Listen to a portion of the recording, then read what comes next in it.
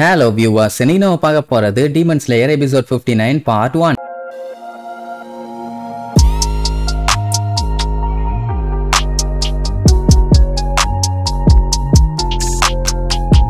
Open பண்ணா நம்ம Tanjiro ஒரு வழியா டென்கனோட ட்ரைனிங்க முடிச்சிட்டு இப்ப அடுத்து வந்து மீட் பண்ணது டொக்கிட்டோவை. அவன் பாத்தீங்கன்னா அங்க இருக்க எல்லாத்தையும் பொலன்னு பொலந்து கட்டி, ஏண்டா என்னடா பண்றீங்க, இப்படி எல்லாம் நீங்க சண்டை போட்டீங்கன்னா சீக்கிரமாவே செத்துருவீங்க அப்படிங்கிற மாதிரி அவங்கள மிரட்டி விட்டுட்டு இருப்பான். இப்ப என்னன்னா என்னதான் அடி வாங்கினாலும் அடி வாங்கின உடனே அங்க இருந்து எஸ்கேப் ஆக தான் ட்ரை பண்ணுமே தவிர அங்கேயே இருக்க கூடாது. சோ அதனால முதல்ல அதை கத்துக்குங்க, இப்ப எந்திரிச்சுவாங்க சண்டை போடலாம்னு சொல்லி கூப்பிடுவான். உடனே கஷ்டப்பட்டு எந்திரிச்சு வருவாங்க, மறுபடியும் வளைச்சு போட்டு பொலந்து கட்டுவான். அதுவும் ஒவ்வொருத்தரையும் அடிச்சு முடிக்கும் போதும் இப்ப நீ டீமன்ட்ட மாட்டிருந்தீங்கன்னா நேரத்துக்கு செத்துருப்ப, இப்ப நீ செத்துருப்ப அப்படி இப்படின்னு சொல்லி தான் அடிப்பான். அண்ட் கீழே விழும் போதும் மூவ் பண்ணிக்கிட்டே இருங்க, சண்டை போறத ஸ்டாப் பண்ணிட்டீங்கன்னா நீங்க செத்துட்டீங்கன்னு அர்த்தம் அப்படின்ட்டு டெரரா சொல்லி ட்ரைனிங் கொடுப்பான். ஆனா டான்ஜிரோவை பார்த்த உடனே அவ்வளவு நேரம் சீரியஸா இருந்தவன் திடீர்னு சந்தோஷமாயிருவான். வா டான்ஜிரோ, உனக்காக தான் நான் வெயிட் பண்ணிட்டு இருக்கேன்னு. இவன் இப்ப நல்ல விதமா மாறிட்டான். ஆனா அவனோட காக்கா தான் அதுக்கு மேல திமிரு பிடிச்சதாச்சே. அங்க ட்ரைனிங் எடுத்தவங்க எல்லாத்தையும் பச்சையா கேட்கும், வெட்டுங்க ஒன்னுத்துக்கு ஆக மாட்டீங்க, போங்க நீங்களும் டீமன்ஸ் அப்படி ஓரமா உட்கார்ந்து கொஞ்சிங்க, நீங்க எல்லாம் அதுக்குதான் லைக்கின்னு சொல்லி அந்த டீமன் ஸ்லேயர் காப்ஸ புடிச்சு பச்சையா கேட்கும். காக்காவாச்சே ஒன்னும் சொல்ல முடியல, நம்ம பைய பேன்னு பேந்த முழிப்பான், என்ன வாய் பேசுதியான்னு. எல்லாத்தையும் இன்சல்ட் பண்ணதுல ஒரு டைம் திட்டிட்டு போனா பரவாயில்லையே, போக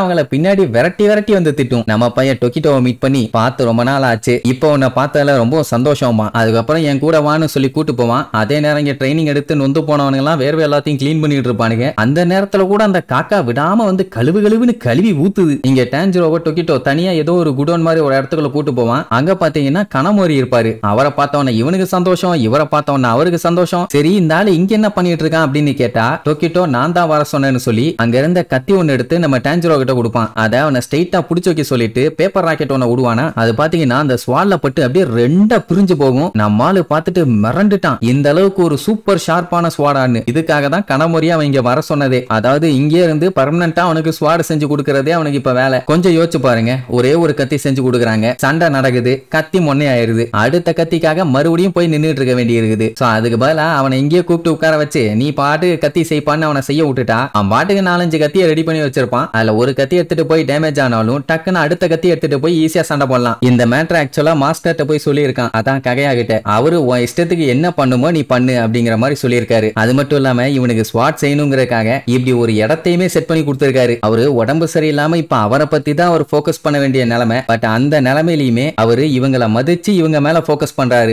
அதுக்காகவே நம்ம அவருக்கு நன்றி கடன் பட்டிருக்கோங்கிற மாதிரி சொல்லுவான். அப்படியே கட் பண்ணா மறுபடியும் அந்த டீமன் காப்ஸ் எல்லாத்துக்கும் ட்ரைனிங் கொடுப்பான்னு வைங்க, கண்ணா பின்னாடி அடி வாங்குறானுங்க, ஒன்னும் பண்ண முடியல. ஒவ்வொன்றுக்குமே சொல்லி தான் அட்டாக் பண்ணுவான். நீங்க எமோஷனலா சண்டை போட்டீங்கன்னா உங்க ஆப்போனன்ட்ட ஜெயிக்கவே முடியாது. சோ ஒரு டீமன் கூட எப்படி சண்டை போடுவீங்களோ அந்த வெறியிலேயே சண்டை போடுங்க. உங்களோட ஒவ்வொரு மூமெண்ட்டையுமே நீங்க செதுக்குனா மட்டும்தான் உங்களால சர்வைவ் ஆக முடியும், இல்லைன்னா உங்களுக்கு பாடகட்டி பால் ஊத்த வேண்டியதாங்கிற மாதிரி சொல்லிட்டு கிளம்பிடுவான். டான்ஜிரோக்கெல்லாம் என்ன சொல்றதுனே தெரியல. அதுல அடி வாங்கினவனுங்க எல்லாம் டான்ஜிரோ கிட்ட கொஞ்சம் அவர்கிட்ட கருணை காட்ட சொல்லி கேள, எங்களால முடியலன்னு சொல்லி ஃபீல் பண்ணுவானுங்க. ஏன்னா இவன் கொடுக்குற ட்ரைனிங்ல டீமன் வர்றதுக்கு முன்னாடியே கொலாப்ஸ் ஆயிருவானுங்க போல, அப்படி ஒரு நிலைமையில தான் இருக்கானுங்க. பட் டான்ஜிரோ என்ன சொல்லுவான், நீங்க உங்க சைடு மட்டும் யோசிக்கிறீங்க, அவன் சைடு கொஞ்சம் யோசிச்சு பாருங்க, அவனுக்குமே கஷ்டம் தானே அப்படின்னு அவனுக்கு சப்போர்ட் பண்ணி பேசுவான். ஏன்னா நான் ஸ்டாப்பா கேப் விடாம அவன் ட்ரைனிங் கொடுத்துட்டு இருக்கான். அப்ப அவனை பத்தியும் கொஞ்சம் யோசிக்கணும் இல்ல உடனே. அதுவும் ரைட்டு தான் பானுங்க. பட் அவனுக்கு என்னன்னா அவன் முரட்டுத்தனமா அடிக்கிறது ட்ரைனிங் கொடுக்கறத பத்தி எல்லாம் கவலை இல்ல, கொஞ்சம் பொறுமையா கேஷுவலா பேசினா பரவாயில்ல, பயம்படுத்துற மாதிரியே பேசுறானா அதுதான் கொஞ்சம் கஷ்டமா இருக்குதாமா. டான்ஜிரோ பார்த்துட்டு என்னப்பா இப்படி சொல்றீங்க,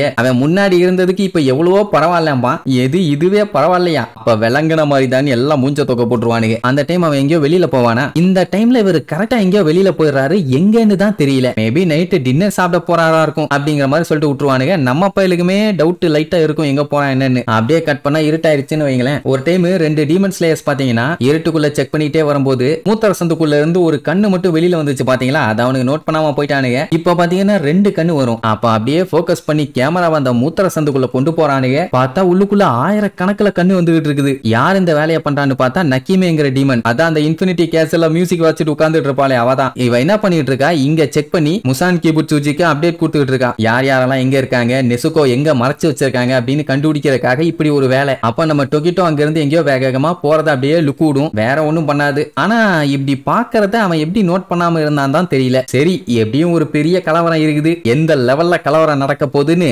அடுத்தடுத்த எபிசோட்ல பார்க்கலாம். டாடா.